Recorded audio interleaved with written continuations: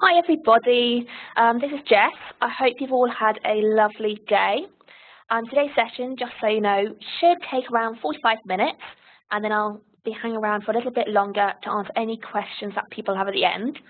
However, Rebecca, one of my colleagues, is around on chat, so if you have any questions throughout the webinar, do just throw them into there and either I'll cover them during the session or Rebecca will be able to help you with that.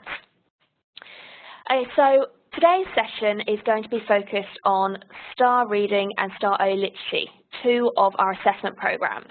However, before we jump into that, just a few little bits of housekeeping.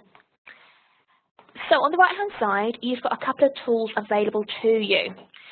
So hopefully a few of you do have microphones that are attached to your headsets. So if you have any particular questions that you'd like to voice, just raise your hand, symbol on the right-hand side, and then you'll be able to, we'll unmute you and you can ask your questions. If you have questions and you don't have a microphone or don't fancy speaking out, absolutely fine, just throw them into chat and we'll cover them there.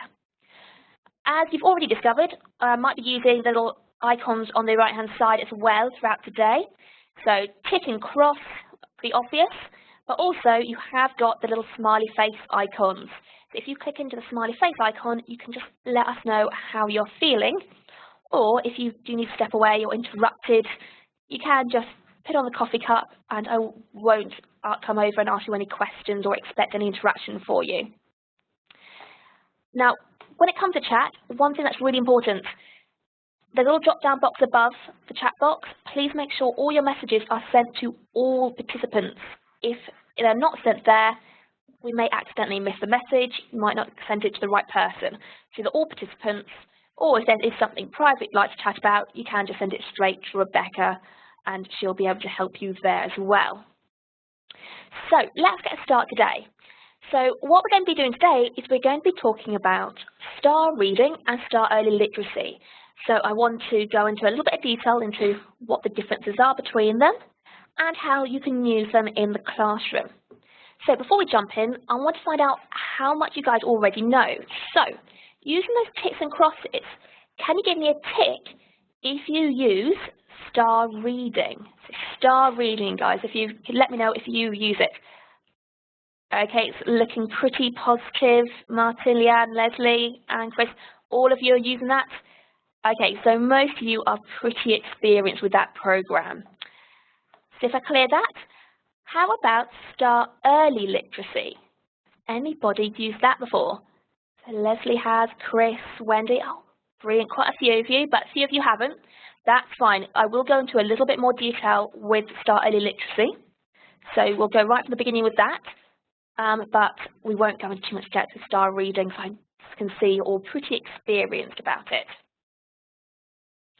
Okay, so what I want to do first is quickly explain what the differences are between these programs. So which children should be using STAR Reading, which kids would suit STAR Early Literacy more? So let's talk about similarities first. Now they do run in very similar ways. They're going to be done on an online device, whether that's a laptop, tablet, computer, whatever you fancy. And they don't take too long, between 15 to 20 minutes. Now they're going to be used to track the kids' growth throughout the year. So we typically recommend testing at least 4 times a year so that you can find out the progress after each term. However, you can test more often if you wish. A lot of primaries, they choose to test every half term because it matches up to your current assessment windows. We also hope to be able to give you a little bit of information that can guide your interventions, guide you in the classrooms. However, that data that you get does vary a little bit depending on the program. So, as you know with STAR Reading, it's really designed around measuring children's reading comprehension skills. So we're asking them vocabulary questions and comprehension skills to see where they're at the moment. Based on that test, it gives you the ZPD, the Zone of Proximal Development, which is simply the range of books that will help them progress best.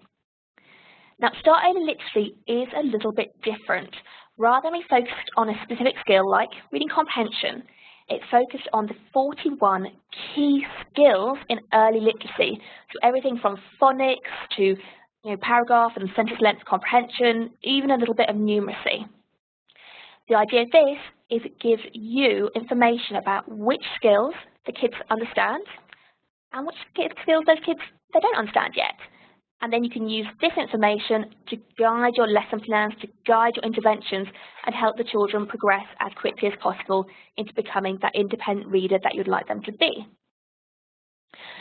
Now, when it comes to the program, you've got a few ways of deciding whether or not style literacy is suitable to them. The easiest way to check is simply to put them onto the STAR reading test and see if they get through the practice questions.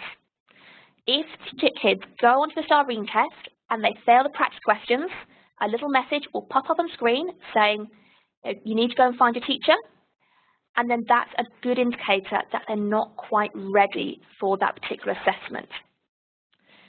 Those practice questions are actually measuring whether or not the kids have a 100-word sight vocabulary. So another way of deciding if style literacy will suit them better is whether or not you know they have the 100-word sight vocabulary yet. We actually use Fry's first 100 words, if you happen to know that one, but you could use any others, they're all fairly similar. Now, you might also have a child who does access STAR reading. They go through the entire STAR reading test, but at the end they come out with a very low reading age. Now, STAR reading test does go very low. It goes right down to a reading age of 6. However, it really was designed for children who are independent readers. So that's children with a reading age of over 7 years and 1 month in reading age. What you may find is that children below that, while they can technically access STAR reading, they do struggle.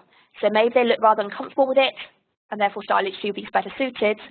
Or you may decide that the feedback you get from STAR literacy in guiding you to those specific literacy skills, things like phonics, letter recognition, perhaps those are actually going to be more useful for you as a teacher to help them progress. So as I said, we're going to be going into a little bit of detail into both of these programs. In terms of STAR reading, I just want to have a chat with you guys about how you can support those lower beta readers with the STAR test. Are there any tweaks you can make to the test to suit them better? And then, if that's not right for them, we'll nip into STAR Early Literacy instead.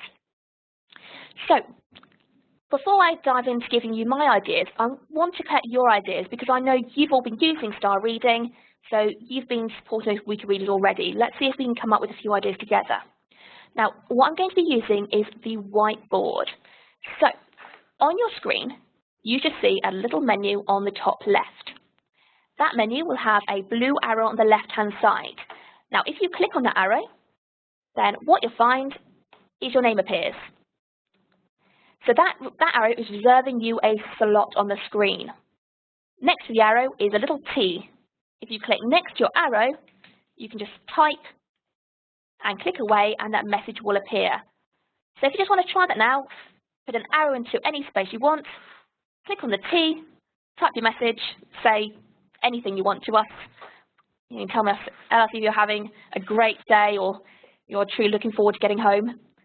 And then once you click off, that message will appear. So remember, you have to click away from your message, otherwise it won't appear on screen. We will not see it. So, brilliant. Hi, Leanne. It's lovely to have you here. Got a few others. Let's give you a couple of seconds to play around, finish your messages, and then we'll move on. If you don't want to use the whiteboard, don't worry, you don't have to. You can always throw it into chat as well, and we will all try and keep an eye on that too. So once you type your message, click away on the screen, and then those messages will appear. Brilliant. Okay, so if for any reason the colour you have, either you can't see on screen, maybe it's that awful yellow, or you simply don't like it, you can also change the colour by using that little button you see on screen right now. Okay, so the question I wanted to ask you was, how do you currently support your lower ability pupils in their reading tests? So that might be the STAR test, but it could also be other assessments you're doing. Are there any particular adaptations you make to the test, or any ways that you encourage them more than others? What do you do? So use the arrow to reserve yourself a line, and then when you're happy, just click on the T to type your response. And let's collect a few ideas about how you might be able to benefit kids and help them get the most out of that assessment.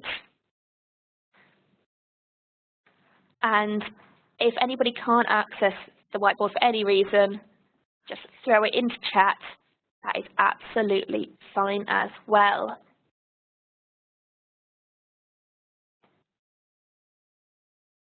Okay, so there's a few ways you might have, a few ideas that you might have. Oh, that's absolutely fine. Nothing at the moment, but looking for ideas. I mean, that's what today is all about, is to collect ideas. Some of those ideas might be suited to some kids and others to different kids in the class. I mean, as you all know, kids vary a lot. One idea won't suit them all. Okay, so when you've got your messages, just click away from the whiteboard and those messages will appear. So a few other people are struggling. Leanne, sounds like you might have tried it, the STAR test with some of your low ability kids, but maybe you're not getting the best performance from them.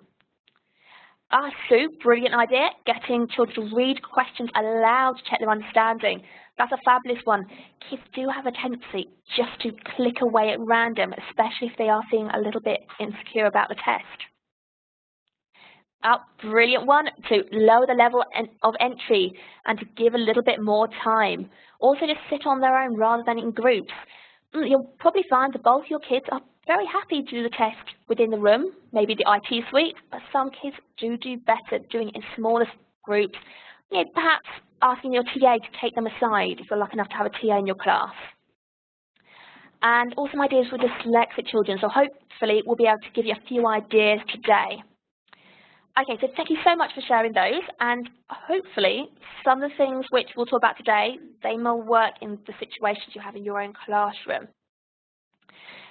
So the first thing, as already mentioned, is about actually changing the preferences for these kids. Now, before they take the STAR test, there are a few preferences you can change just to make it a little bit more accessible to them.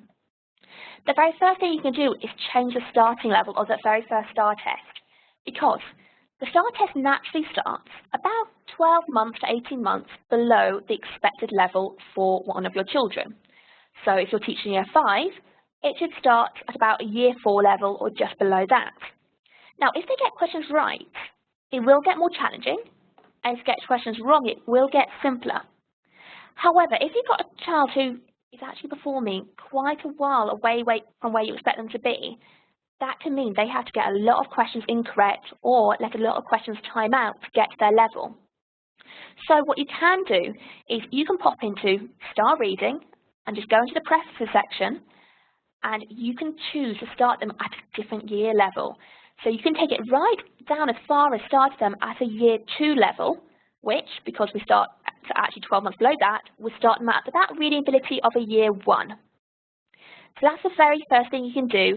It just makes the test a little bit more accessible, and it gives them a little bit of a confidence boost at the beginning, rather than having to allow them just to get questions wrong or sit there for a while letting questions time out.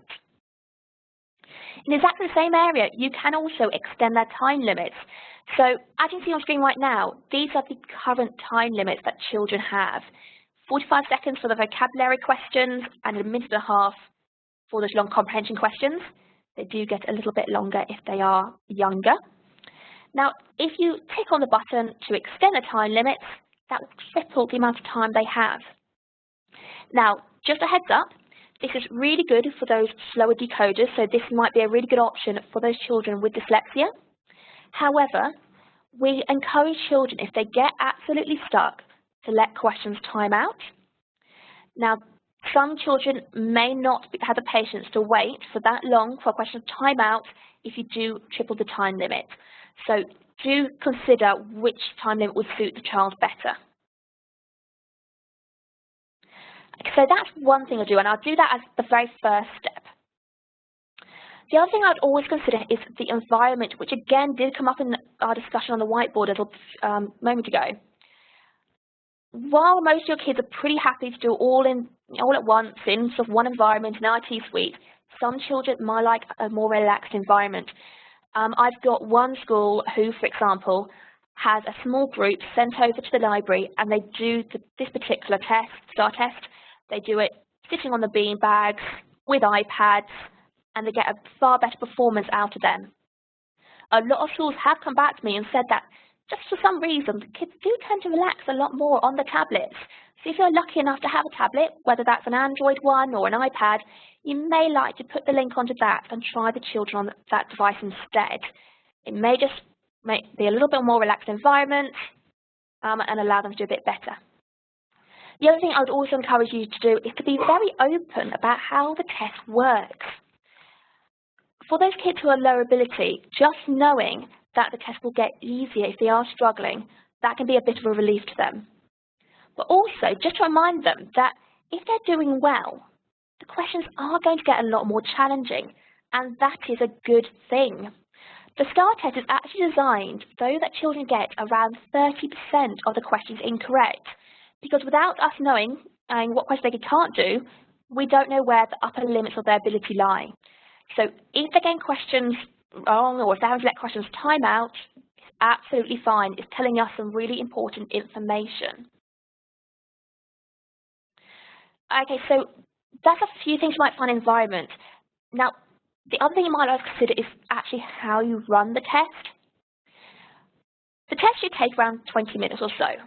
Most children are fine focusing for 20 minutes, but there may be certain children who just aren't able to perform their best for that long at once. So what you can do is when the children take the STAR test, look on the top right of your screen and you'll see the option to stop the test. Now you can stop the test entirely, so if you look up and someone's being a little bit silly, or you simply look at them and decide that this is not the right day for testing, they've had a really awful day and you are not going to get accurate results at all, you can just abort out. But you can also click on resume later. So it might be that midway through the test, they simply need a 10-minute break. One of my teachers used to do a special biscuit and squash break for a certain collection of students.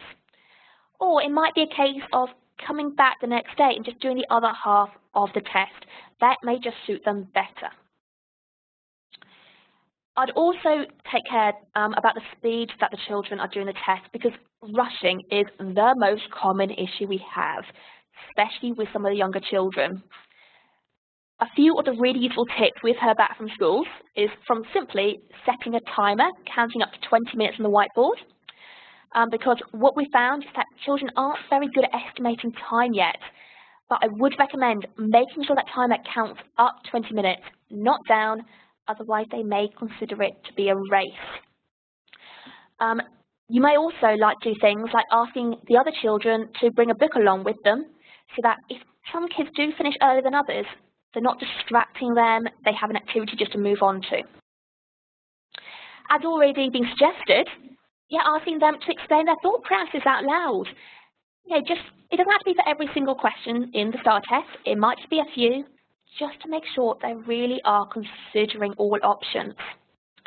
Another tip I had from a school was that she realised that a lot of the kids, especially with attention difficulties, they really didn't have the patience to let a question time out if they're struggling.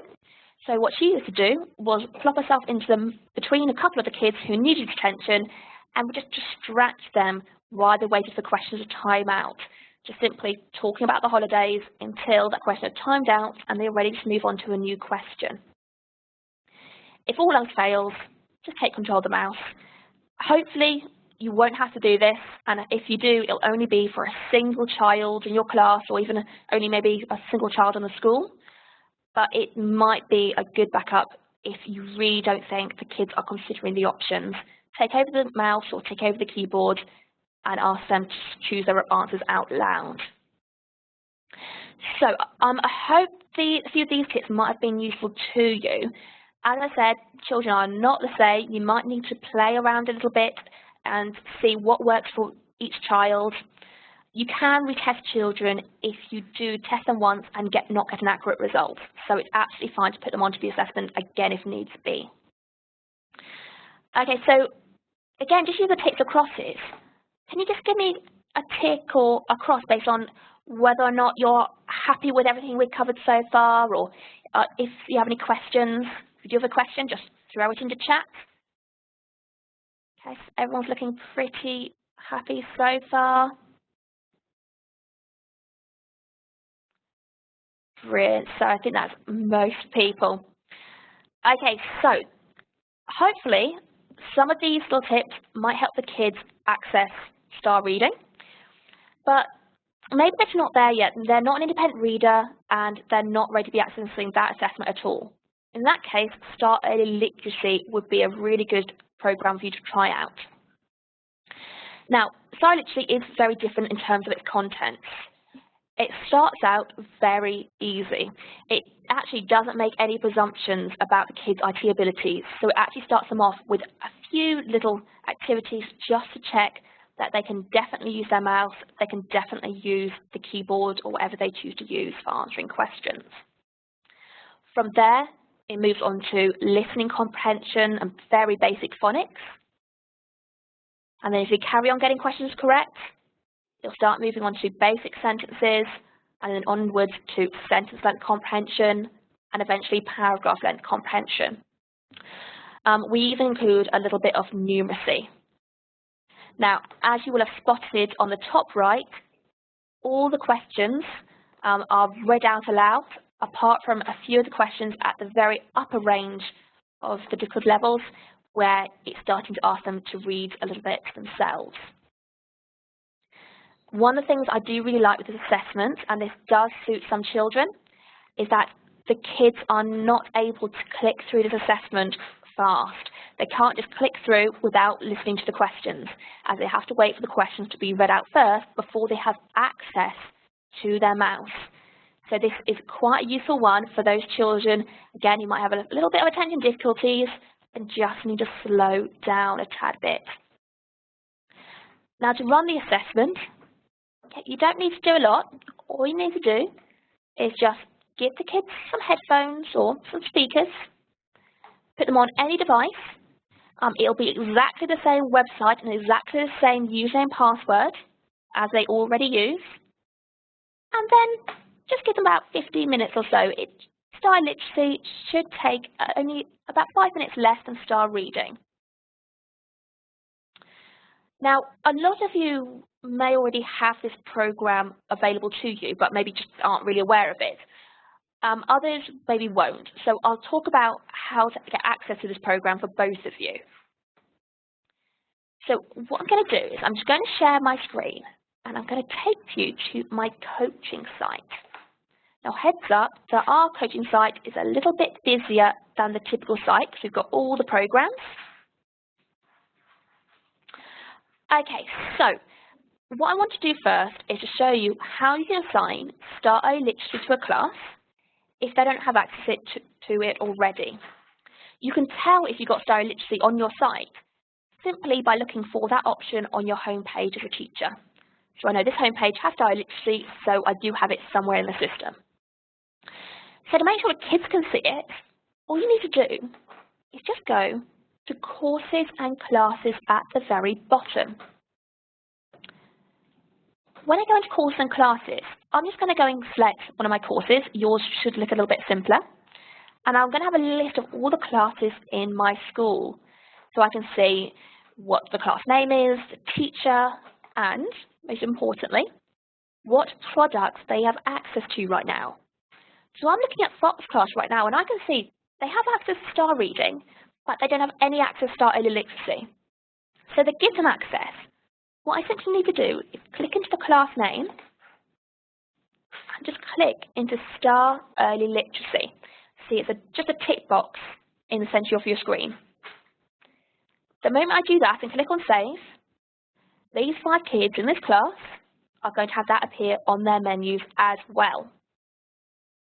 Now, if you're working with a younger class, this option is absolutely fine. It's very simple to assign.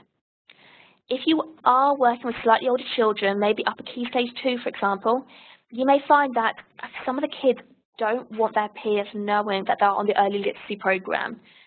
If they don't wish others to know, that's absolutely fine too, because what you have the option to do is rather than assigning it to the class, you can actually go to Add Class at the top and just assign Star Early Literacy to a different class with that child. So I'm going to make a class, assign Star Early Literacy, and then I'll go to add student, and I'll just add that child into a Start Early Literacy class. You can leave them in the previous class too.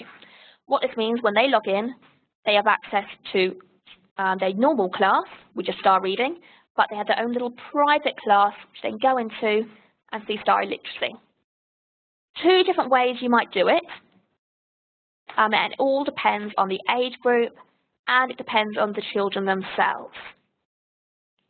Now, that works if you've got Star Literacy on your screens already.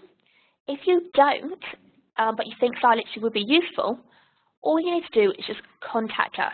You can contact us via live chat, you can give a call in or drop us an email, and we'll be able to pass you over to our sales department, and you can find out about adding some spaces. That might be a space for a whole key stage or key stage 1, or it could just be for those 5 children in key stage 2 who just need a little bit of extra support right now. Once it's added to your site, you can then start using it with your children. So, I'm hoping that makes sense. If that didn't, I'm happy to go over it again at the end. Now, you've gone through the STAR test, which I can see is quite a simple procedure, but then you want to go and look at the results. So let's have a look at some of the reports you can get.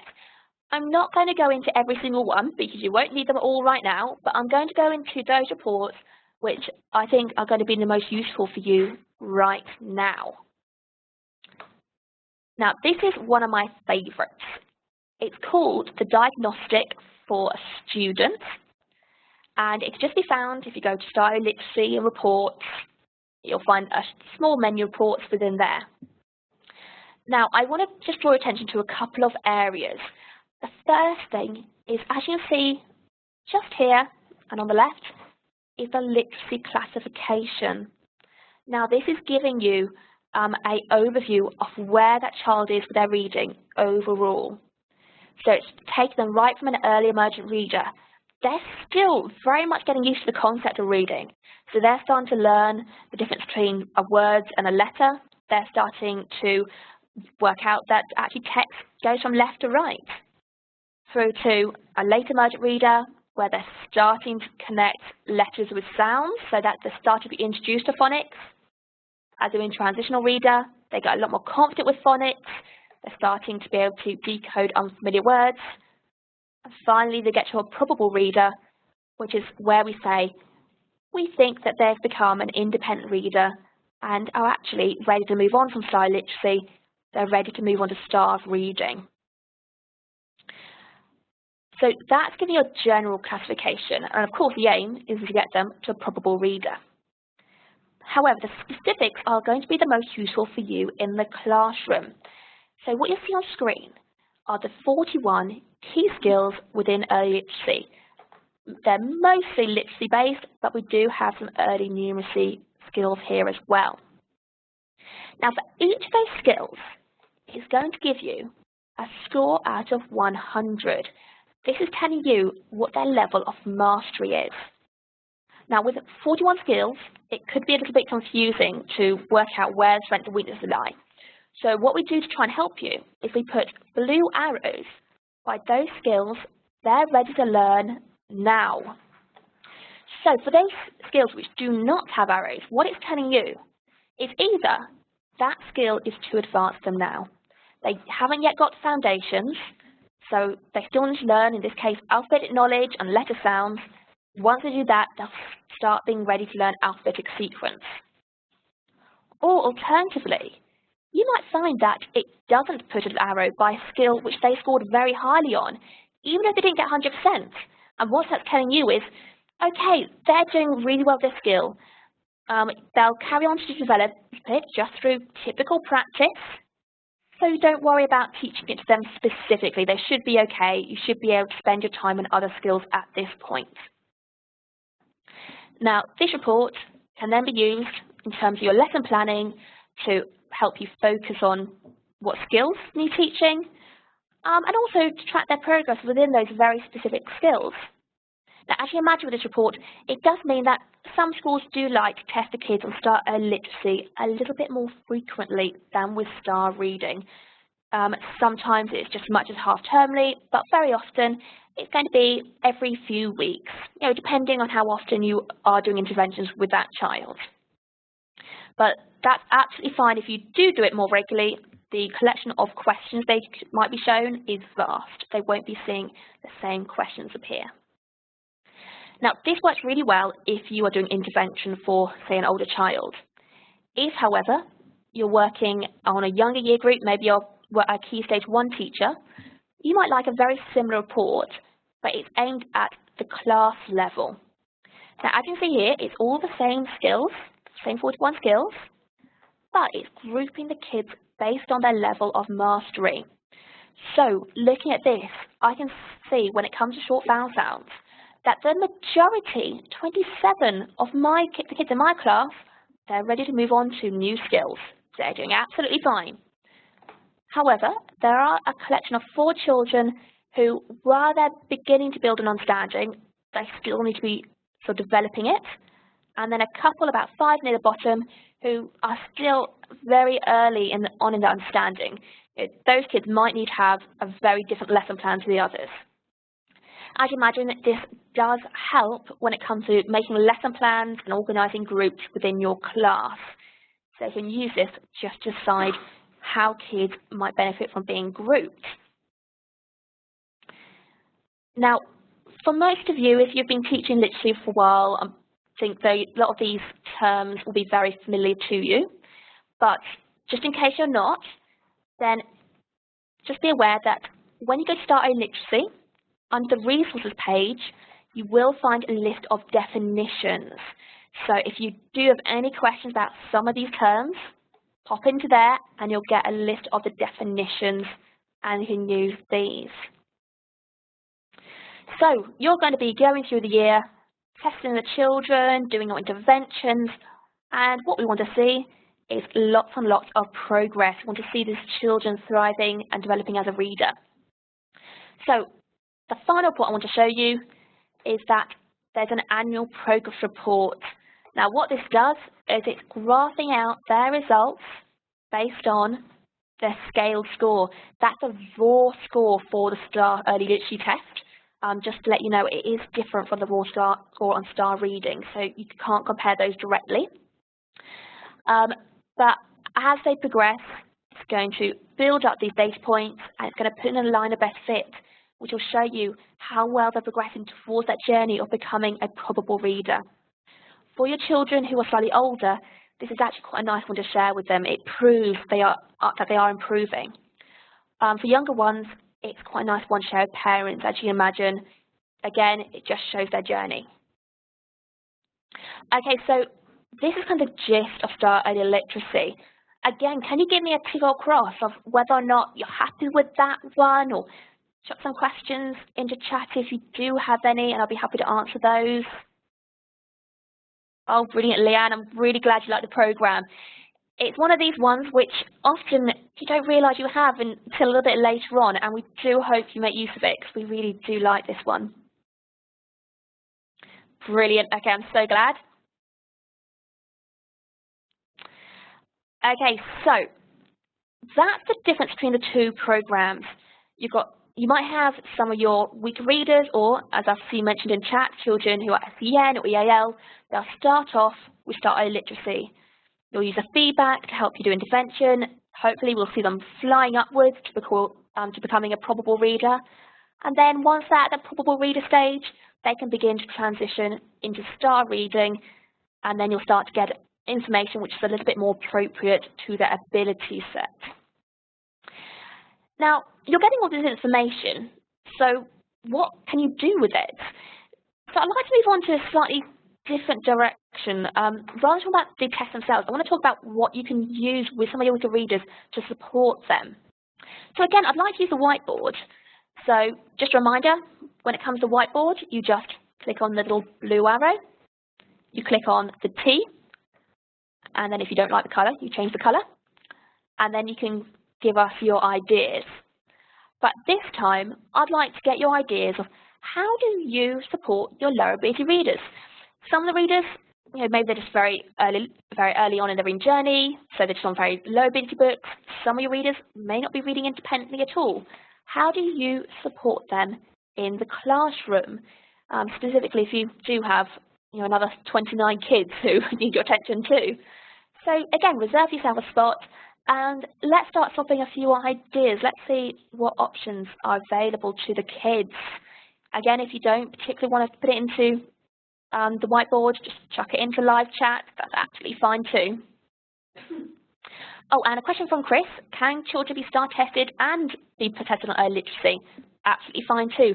You might have a particular time period where they are transitioning and actually benefit from both. I would advise not testing them on the same day though. Otherwise it does sound a little bit cruel.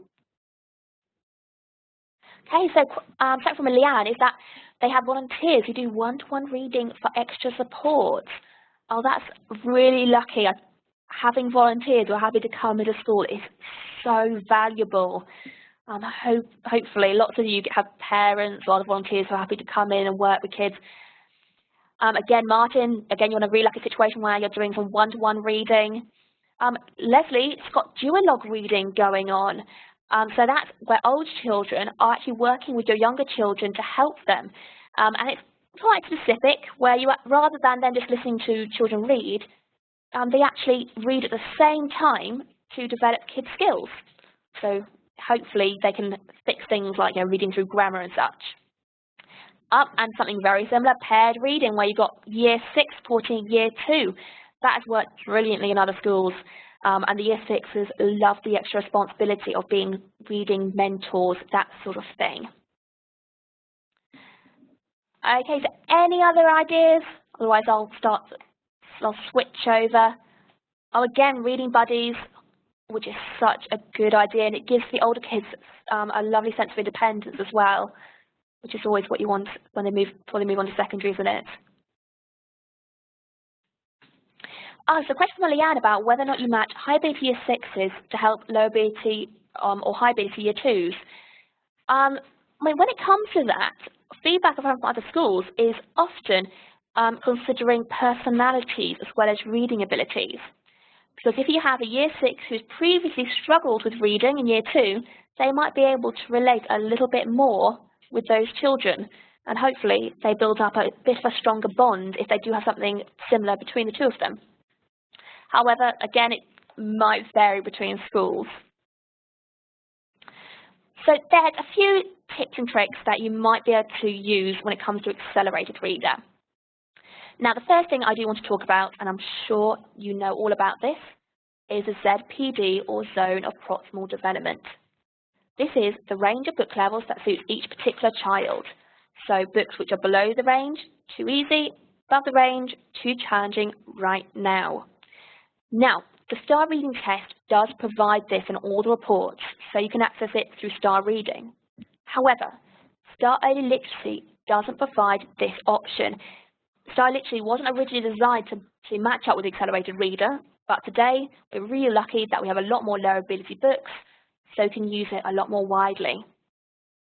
So to try and help you, while we don't give children ZPDs within the STAR early literacy reports, we have got a table which you can use.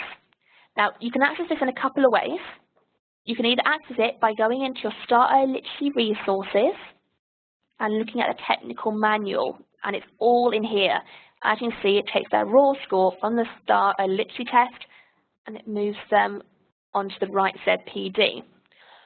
On the implementation timeline on our website, we've also put it on as a resource which you can find within this particular webinar. Just say, yes, I did attend it.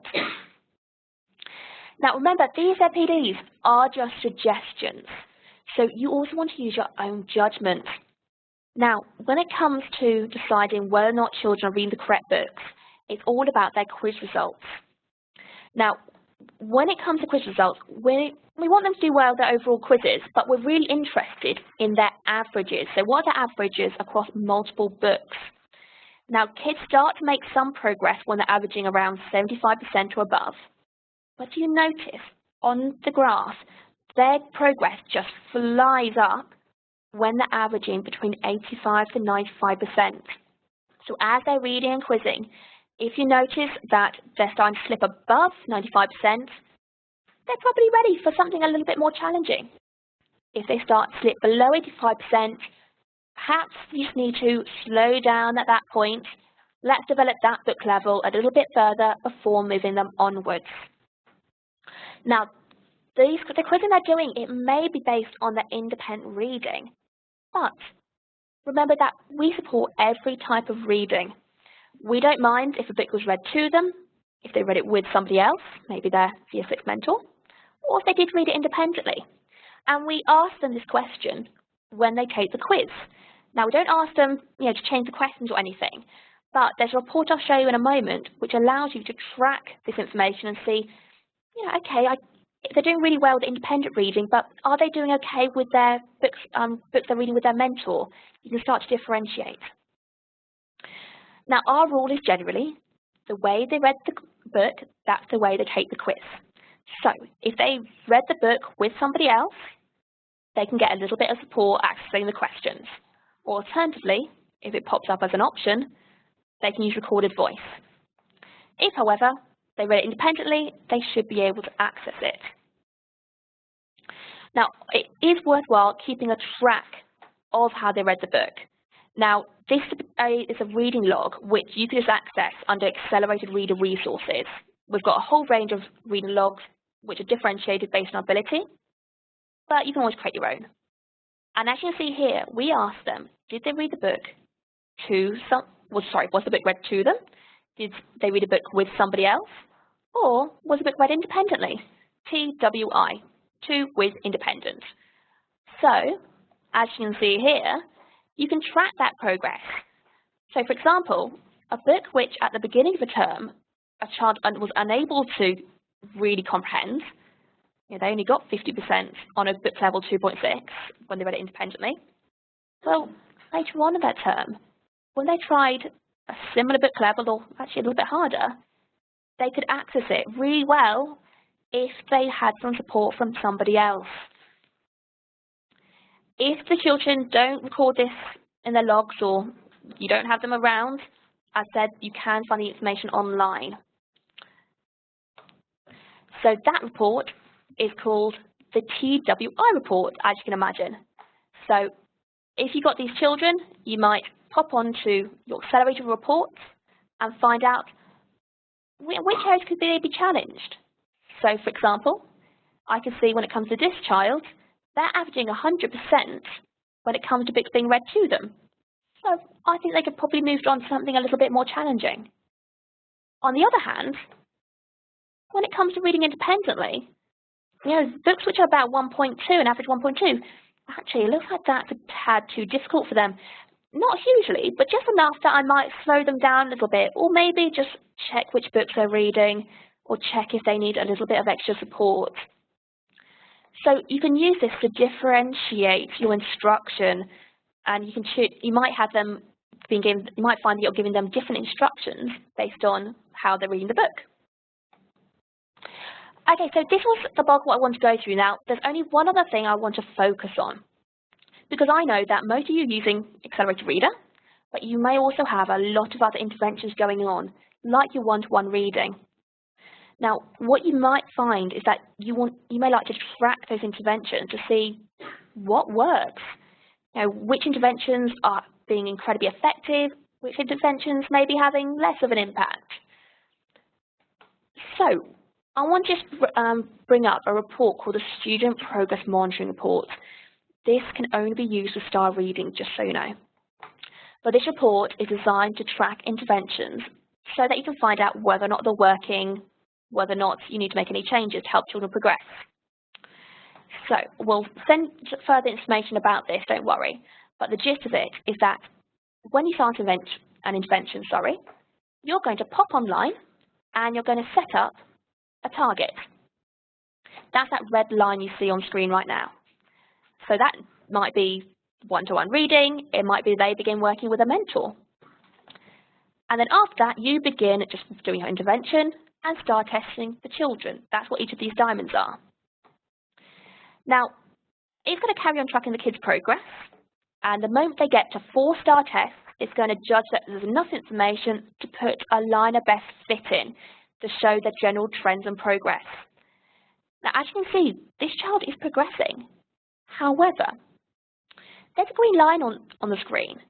This is their target for the intervention. We looked at their score from the very first STAR test, and we said, okay, if they were progressing as a typical child, their age, their ability, what would we expect for this intervention? And it's actually said that, we'd actually expect them to make a little bit more growth. So what you can then do at that point is say, okay, I think we need to change the intervention. We need to review it. So as I said, we'll give you some more information about that when we email you. I don't particularly want to go into a lot of depth today because I think we have covered a lot. But you might want to consider this for certain children. Now, do be aware, you do need to test the kids a little bit more frequently in order to get that particular report. So these children, you might end up testing rather than termly, for example, you may test them half-termly. Or you might find you test them twice a half-term rather than once. Okay, so just to review, so what you're going to be doing is, at the very beginning, when you get a new child in your class, for example, you're going to first want to review which program suits them better. It might be an easy decision. If a child isn't an independent reader, if they don't have a 100-word type vocabulary, they'd probably suit style literacy. If, however, they seem to be doing okay, you might try them on STAR reading and find that their reading age comes out below 7, and actually, again, you decide, while they could access both, I think STAR literacy feedback is more important. Once you've assessed them, you can use the information to intervene. Remember, you've got that diagnostic report in STAR literacy, and you've got the ZPD within STAR reading. And you're going to make sure that they're averaging between 85 to 95% for all forms of reading. And then, after a little while, you're going to be tracking the kids. So you might just be retesting them once every half term. However, you may have decided to set up a target for the child to check how much progress you expect from them, and you may start testing them a little bit more frequently. It's entirely up to you. From practical experience, I would always recommend putting the STAR testing periods into your calendar, just so that firstly you don't forget, and also you don't lose out on IT equipment. I know that there tends to be a little bit of competition for the laptop trolleys, for example. Makes life smoother. Okay, so that's the main things I wanted to go through today. If you do have any questions, you're very welcome to call us or email, jump on live chat, any way you want. Please do keep in contact. And do also just remember that we do a whole range of webinars and workshops. So you might like to pop onto the timeline and to view all of those. The workshops, for example, are all focused on common issues that you experience in your classroom. We swap ideas of how do you deal with reluctant readers? How do you deal with kids who rush books? And how do you keep track of it all? So you might like to pop online and see if there's a workshop in your area that might suit you, or perhaps one of your colleagues. So thank you so much for attending, everybody. As we said earlier, this session will have been recorded, and that will be sent out and put it on as a link onto the website. You can also find resources on the website as well. But any final questions before we move on? Just stick them into chat or raise your hand if you'd like to let me know over the microphone. Don't feel afraid to talk. If not, give me a tick telling you're happy, or give me a smiley maybe telling me how happy you are to be finished and heading off home to get your dinner.